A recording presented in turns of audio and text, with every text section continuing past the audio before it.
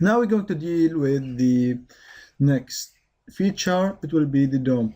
Here you will see the next feature is the intersect. This icon is newly inserted in SolidWorks 2014. Before it was the dome in the place of the intersect. And you, in the previous versions, you need to go to the insert feature to get to the intersect, but now you see it here. So it's quite advanced. We will keep it for the next tutorials. Now let's take another decorational feature called the dome. So here I have the features menu where you will have all the features.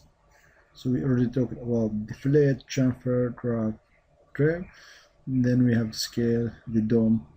So now we're going to use the dome, and the dome is to create like elliptical surface on a surface. So it's kind of bolts. If you can see this feature on bolts and many other products, so it's kind of saving time instead of creating it manually. So let's select that face. Here you have the thickness of the dome. Let's make it 2 millimeter, and then you will see the dome. We reverse the direction, so it will be the dome inside. So if you look here, you'll feel the surface is sinking inside. Let's edit that and make it 5 millimeter and reverse the direction. Then okay. So it's not seen a lot, but here you can see some kind of dome. Let's edit, make it a little bit. Now you can see when you are changing this. So you are done. Okay. So here you have dome. You create a dome for your part.